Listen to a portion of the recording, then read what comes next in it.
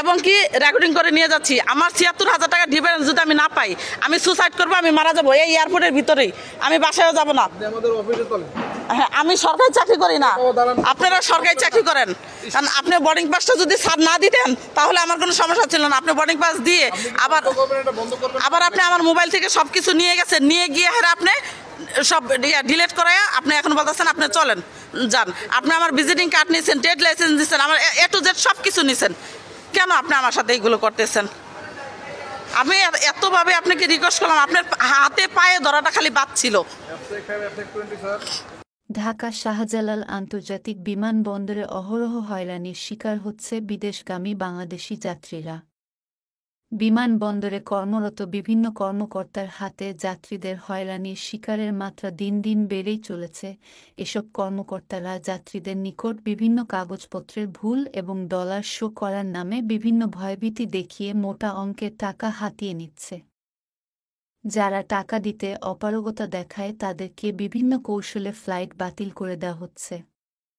জানা যায় তাদের হাতেই হয়রানির শিকার ঢাকা গাজীপুরের জয়দেবপুরের আশরাফ আলীর মেয়ে সাকিয়া আক্তার সাথী নামের এক বাংলাদেশি পাসপোর্ট যাত্রী।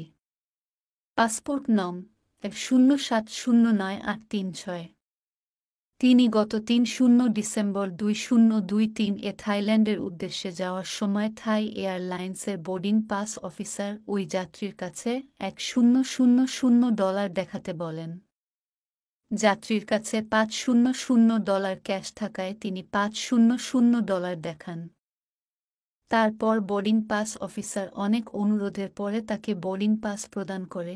কিছুক্ষণ পর যাত্রীকে পাশের একটা রুমে নিয়ে তার কাছ থেকে $1,200 টাকা দাবি করে।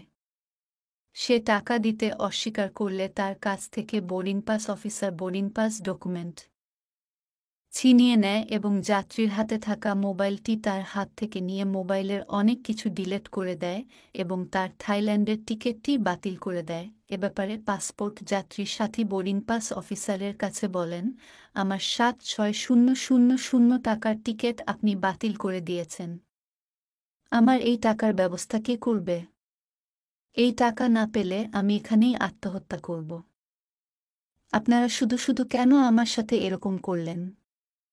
এসব কথা বলাতে বোর্ডিং পাস অফিসার এক পর্যায়ে তাকে মামলা ও জেল খাটানোর ভয় দেখিয়ে তাকে বিমানবন্দর থেকে বের করে দেয়।